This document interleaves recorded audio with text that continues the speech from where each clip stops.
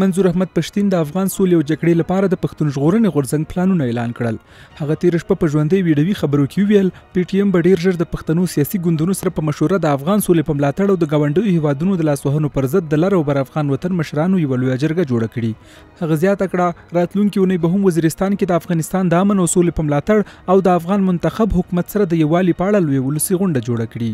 موږ د افغانستان ولس د افغانستان استحکام د افغانستان امن د دې لپاره تل غږ پورته کوو.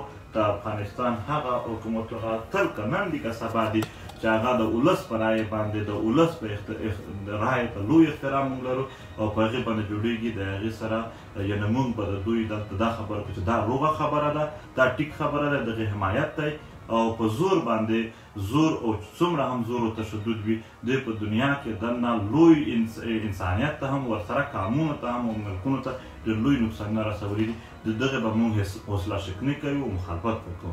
منظور احمد پښتين هم دا راز ویل پاکستان د ترهګرو ملاتړ تجهیز او تمویل کوي. افغانستان کې د افغان حکومت خلاف کاروي او بیا لر وطن قبایلو کې د همدغه طالبانو له نوم څخه په استفادې پښتانه وژني، لا درکه کوي او په بېلابېلو بهانو یې ځوروي. هغه وایي پاکستان تل د افغانستان د ړنګولو په فکر کې ده خو هیڅکله به دغې موخې ته ونه رسیږي. پاکستان د سټیټ خبره که کوو نو بحثیت سټیټ دوی تل ډول نیچر پاتې شوي دي. دوی تل دوی یوازې د طالبانو سره نه بلکې د افغانستان د ړنګولو سره تل ولاړ دي. په 2001 کې د طالبانو حکومت ړنګېده هم دوی یې ملګرتیا کړې وه د ړنګولو او که اوس هم څوک د ړنګولو کوښښونه کوي په راتلونکي کې هم د دغې نتایجو د دوی نه خیال دی. لهذا موږ د دغو منفي لاسوهنو چې کومه دلته سټیټ له اړخه کېږي افغانستان کې خو خلک ښه وځورېدل، دلته هم د هغې د لاسه ډېرې تباهۍ او بربادۍ جوړې شوې. په ورته وخت کې پښتون سیاستوال محسن داوړ هم پرون ویلي د افغانستان د حالاتو په اړه د سیمې په کچه ستر قانونپوه لطیف افریدي سره یې خبرې کړي او پرېکړه شوې چې اختر نه پس د افغان سولې لپاره د قانونپوهانو له لوري د ټولو پښتنو مشرانو ستره غونډه جوړه شي.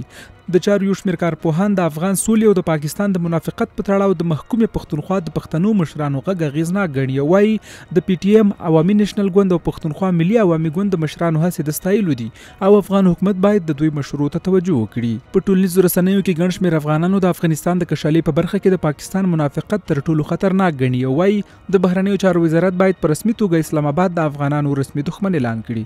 دوی وایي پاکستان خپله شرف او عزت نه لري او د بېننګه هیواد په پلازمینه کې د افغان سفیر پر لور برید د دوی د خبرو پخلی دی. د ویلو ده چې بیګا ولسمشر محمد اشرف غني له پاکستان څخه افغان سفیر او ټول ډیپلوماټان بیرته کابل ته وغوښتل او یا د هیواد د ډیپلوماټانو لپاره غیر مسؤلیت کړ.